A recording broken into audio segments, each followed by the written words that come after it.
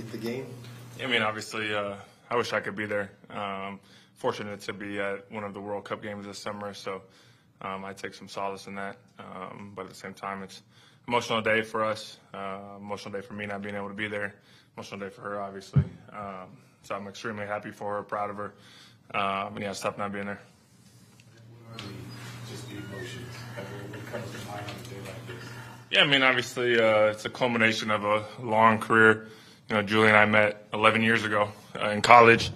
I didn't know she played soccer. She didn't know I played football. We've essentially been doing long distance and supporting each other from afar for a very long time. And everyone sees the highlights of her career at this point. You know, she's two-time U.S. Player of the Year, one of the best 11 in the world. In my opinion, the best in the world at her position for sure for a very long time. And everyone sees those accomplishments, but I saw the adversity she faced in the middle of her career, not knowing if she was going to be on the team much longer, and how she responded to that adversity just by putting her head down and working. And so for me, being able to be a passenger along this ride for her has been incredible. And then to see her have our son over a year ago and come back playing another World Cup, be able to go to New Zealand with our son was one of the best things I've ever experienced in my life. So it's very emotional today, and I'm so proud of her. Did you try to go? Did you think about going, or is it just? It's just impossible right now. I'll be able to get home and watch the game with Madden, and my mom will be watching from afar, supporting her. And obviously, it's not as fun being there, but Cincinnati on a Thursday and the NFL is going to be tough to manage, so it wasn't really an option. How do you think the offense did from week 1 to week 2? Yeah, we got better. We improved in a lot of areas. Obviously, a different defense, different scheme. But I felt the rhythm, the timing was a lot better in week 2 than it was in week 1. But at the end of the day, we had 2 opportunities to finish games, and we just didn't get it done. And so, yeah, you can hang your hat on we got better, but in the NFL, you are what your record says you are. And right now we're 0-2, and we're trying to build on getting better every week, because that's the goal. My goal, I want to be a better player this week than I was last week, and continue to peak throughout the season and improve throughout the season, and just responding to adversity better, learning how to win as a football team right now. And that just comes down to execution. We had so many opportunities to make a play on offense, finish the game, and we just didn't get it done. And so we're looking for ways to do that, to finish the games, and hopefully it starts this week. How are you feeling physically? Is recovery any different these first 2 weeks coming off of the injury? Oh, yeah, physically it's definitely been – I feel good. On Sundays I feel like I'm back to myself, flying around. I feel like I'm open, separating like I have. Monday, Tuesdays are definitely more so right now than they probably were in years past, just because I didn't have the opportunity in training camp to callous the body per se. A lot of people don't value training camp practices, but I do. I feel like it prepares your body to endure the next 17 weeks, the 17 car crashes you're about to endure. And so for me, not being able to have that, the body's definitely sore Monday, Tuesday. But I've got a long process to help get me back to square one by Thursday, really. Thursday is the day I start feeling back to myself, ready to go. Friday, I'm flying around again. And so it's definitely been an adjustment to start the year, but it's not an excuse on Sunday. They don't feel bad for me on Sundays, but I just hit 10 months post-op Monday. So we're still improving. I figure I'm going to get better and better every week, and he's going to get better and better every week. But I'm happy with where I'm at. It looks like this offense uses tight ends well. It feels like your position with you and Trey especially fits into what they're trying to do. Do you feel that way? Do you feel like the opportunities are just going to keep growing for that room? Yeah, I think obviously we pride ourselves on being one of the best rooms on the team. It's a room that has a lot of experience with Jeff and I, and then Trey is a high draft pick as well. So we feel like that we present opportunities in the pass game and in the run game. And we look forward to seeing how it evolves and develops. And it's not going to be the same thing every week where the tight ends are going to be prominently featured. It's going to vary depending on what the defense does. I think that's the best part about being a tight end is you're going to have a key in every game plan. Some days it's going to be more. You're going to have to run block or pass block. Some days you get to run more routes. But you got to be able to do everything, and you got to be able to do it at a high level. So that's why I love playing the position, because there's not one thing to focus on. You have to focus on so many different variables, so many different intricacies of the sport. Really, you're playing so many different. You're an offensive lineman, you're a running back, you're a receiver. You got to think like a quarterback at times. And so for me, I love playing the position, and that's why I figure I'm going to do it for a long time. What have you learned about how important James is to what you guys are doing offensively? James Conner? Yeah, James is a stud. I mean, ever since I got here, I've been very, very impressed with him. Just the way he approaches it, how hard he runs.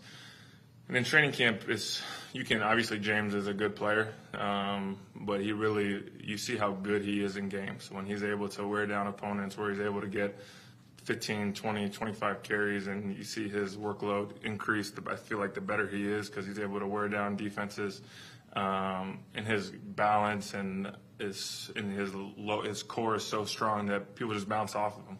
And he's a guy that we're going to lean on this entire year. He's been doing it for a long time. He's a really, really good football player.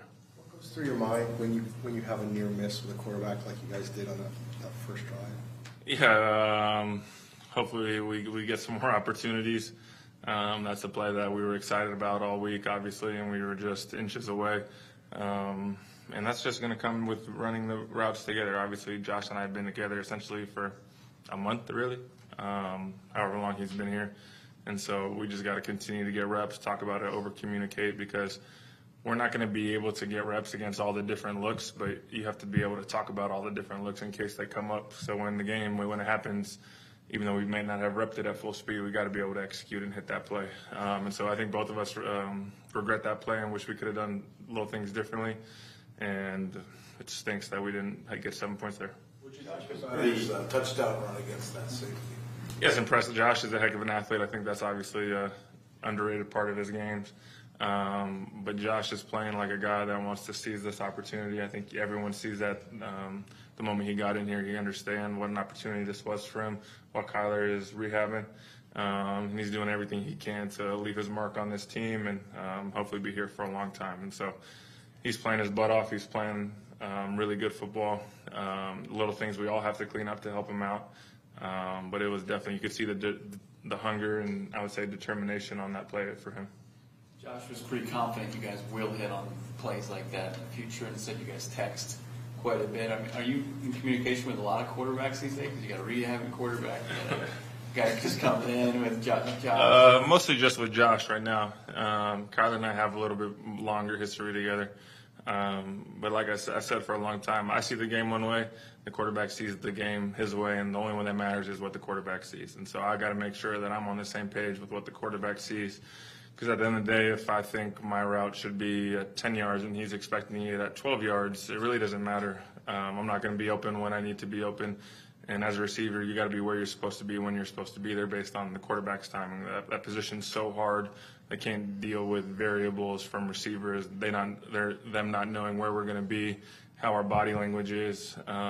There's just so many factors that the quarterback has to deal with that I'm trying to eliminate as many variables for him as possible. And just get open as much as I can and make his job as easy as possible, separate as much as I can, create as much separation, so that he's confident in throwing me the ball, because I've always felt like I pride myself on being the guy when a play needs to be made on third down in the red zone, that I hold myself to a high standard to be able to make a play for the team. And so I got to get on the same page with the quarterback, and this all starts there. Drew, where are you lining you up and how we need to do this offense? Yeah, it's definitely multiple offense. We're not always in 11 like we were kind of the past few years. And this is kind of the offense that I grew up in, per se. It's very similar to what we did at Stanford, where I was moving around all the time. And then with Doug Peterson, I was moving around a lot as well. So there's a lot of similarities in that regard. The verbiage is a little different, but I like the way that I can be the X receiver, I can be the inline tight end, I can be the move guy. And so like I said earlier, it's kind of the fun part of being a tight end. You kind of have to be able to do it all, and they're asking me to do it all right now. Zach, a tough defense coming in. Just what really stands out with the Cowboys D? Yeah, I mean, this is I think the 19th time I've played these guys in my career. And this is probably the fastest they've looked in my time in the NFL. I mean, Micah Parsons obviously is a phenomenal football player, but DeMarcus Lawrence in all my years is one of the toughest guys to block. He's got all the tools. He's long, he's explosive, he's tough physically. And so those guys fly around, and then they got Dante Fowler, who was a 3rd overall pick, obviously for a reason, explosive guy. And they just rotate those guys. And if they get a lead early, you don't want to play these guys if you're behind early, because they're just going to let those guys go, and it's going to be extremely difficult.